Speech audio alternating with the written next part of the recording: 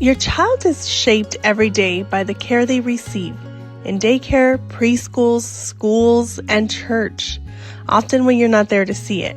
And when parents advocate with clarity and courage, science confirms what faith has always known. Children feel safer, more secure, and better guided.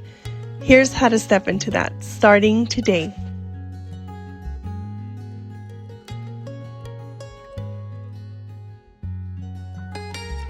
Hey, I'm the Nurture Navigator, and welcome back to Little Feet Big Guidance. This is one of those conversations I wish we could have sitting across from each other with a warm cup of tea.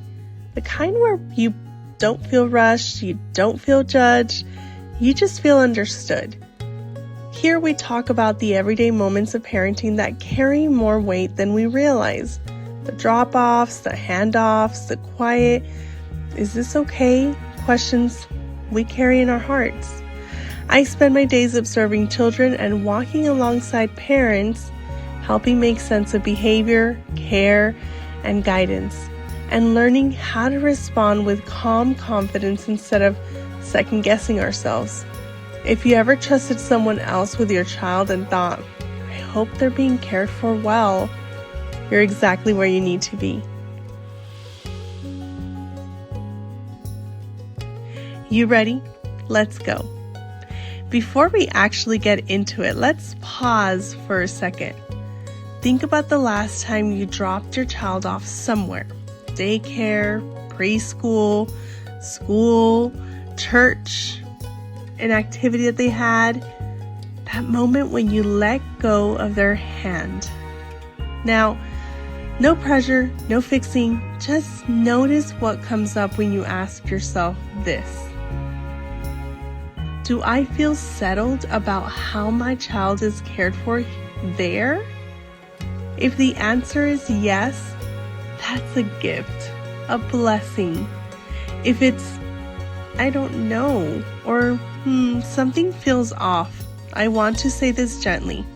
That's not anxiety, that's attunement, and that's something good parents develop over time. Advocacy can sound like a big, heavy word, but really, it's just caring out loud.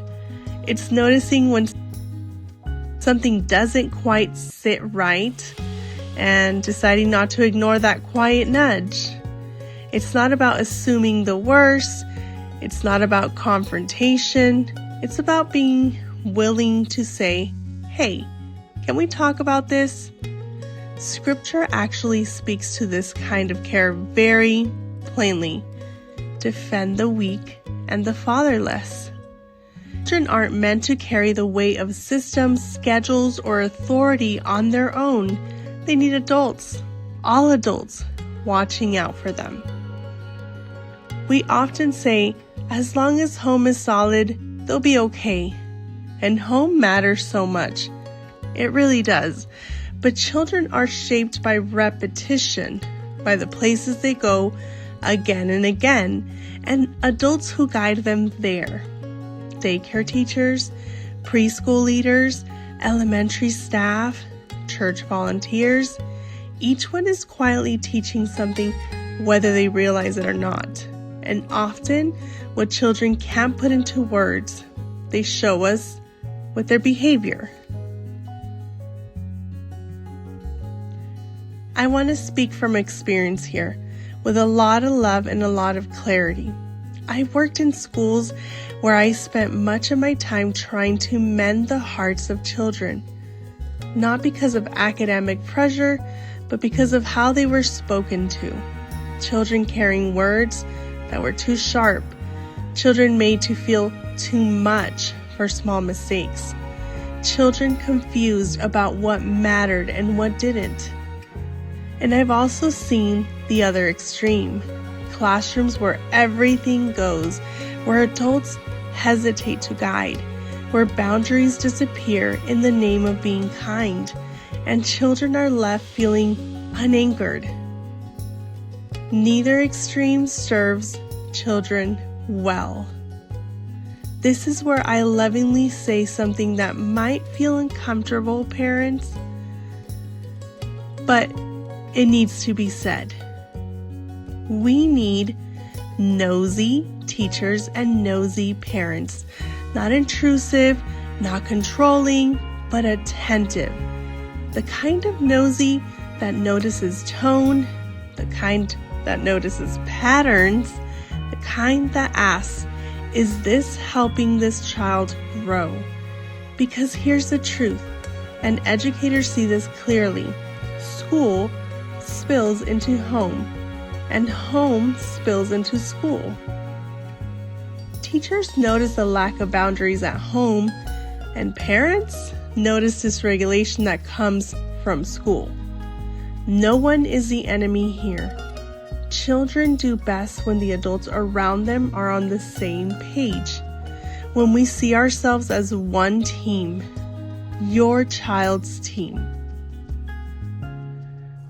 One of the things I love about Jesus is how seriously he took children.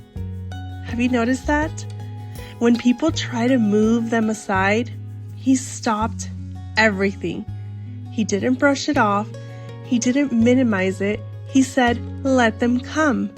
Don't get in the way. Sometimes getting in the way doesn't look dramatic. Sometimes it looks like rushing, dismissing, or expecting too much. Jesus noticed those things, and we can too, parents. Let's pause for a moment and really think about what children need most when they're in someone else's care. Proper care is about how a child's heart feels under guidance, not just about rules or routines. It's whether they feel seen when they stumble, whether they feel safe when they push limits, whether their small voices land in a place of attention, not dismissal. You might be thinking, I try to provide care at home, but I can't control school or church. And you're right, you can't control everything, but you can notice. You can step in, you can advocate, and that changes everything. Proper care sounds like this. I see you. I'm here. I won't let you fall. And this matters, and so do you. Children might survive without this. They might behave, they might obey, but their hearts, they carry the message of whether someone truly cared enough to stand steady with love. Boundaries without warmth leaves children anxious, and warmth without boundaries leaves them unanchored. Proper care? It's both. Gentle yet firm, loving yet clear. And here's where most of us stumble. Stepping into advocacy feels heavy. Your chest tightens, your mind spins. You ask yourself, am I overreacting? Will I offend?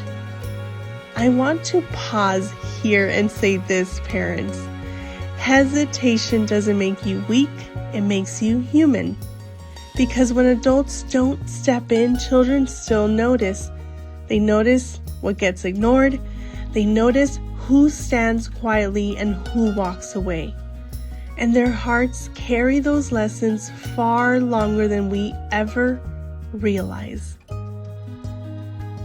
So how do we step in without fear, without overdoing it, but with heart and authority?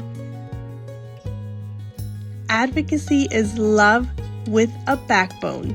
It's not loud, it's not confrontational, it's the calm, steady voice that says, I will stand with my child and I will do it with clarity and care. It's curiosity, not accusation. It sounds like, help me understand how this is handled here. Or, I want to make sure my child is supported when this happens. Or, How do you guide children in moments like this? When advocacy comes from love, children feel the protection in their bones. They feel steadiness. They feel the message, I am safe, I am cared for, and I am not alone. Beautiful, right? And this is the heart of it. The part that lingers long after the conversation is over. When adults advocate with love and authority, children learn in the deepest parts of their hearts. I am seen, I am safe, I am worth standing up for. Boundaries exist, but I am loved. Even when life is messy, someone is watching over me. This isn't just one conversation. It's a story that lives in their hearts. A story of protection, steadiness, and care. And that story shapes everything.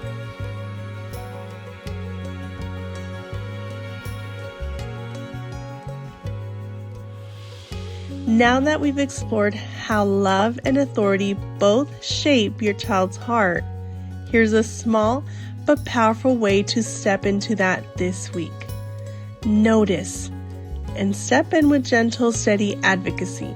Pay attention to the spaces your child enters. Daycare, preschool, schools, or church.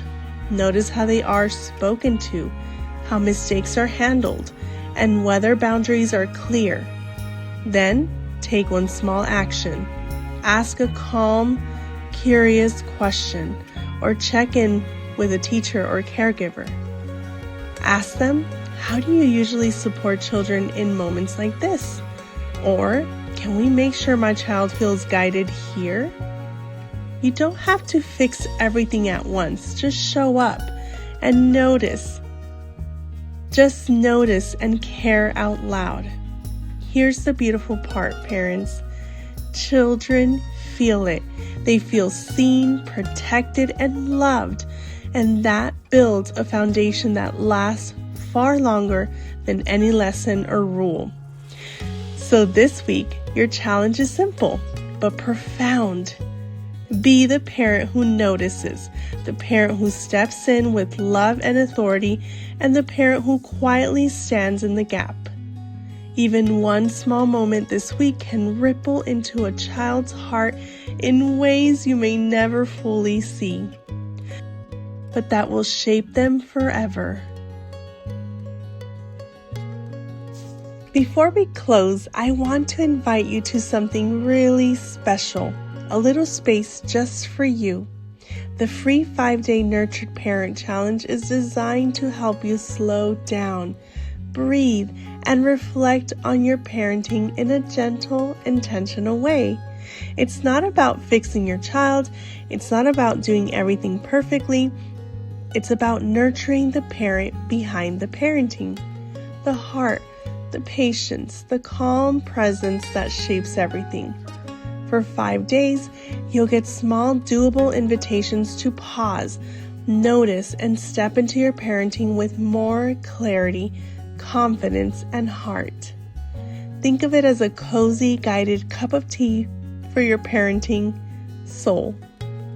A chance to refill, reflect, and walk away feeling steadier, calmer, and more connected to your child. You can find the link in the comments below. I'd love for you to join me. It's a little gift for your heart and a big step for your child's.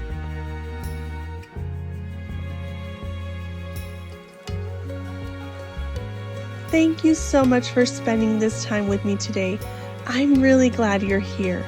If this episode resonated with you, subscribe so we can keep having these heart-to-heart conversations together. And if anything from today's episode or any from the season shifted something for you, I'd love for you to leave a comment and share your experience. Your story might be exactly what another parent needs to hear. parenting isn't about perfection. You've heard me say it time and time again. It's about showing up, noticing, and standing with love. And the fact that you're here listening, reflecting, and caring, that matters more than you can imagine. So from my heart to yours, thank you for being here. Thank you for trusting your heart as a parent. And thank you for making the choice to care so deeply. Until next time, my friends, take a breath. Savor a moment for yourself, and I'll see you soon for more guidance, encouragement, and heart-to-heart parenting conversations.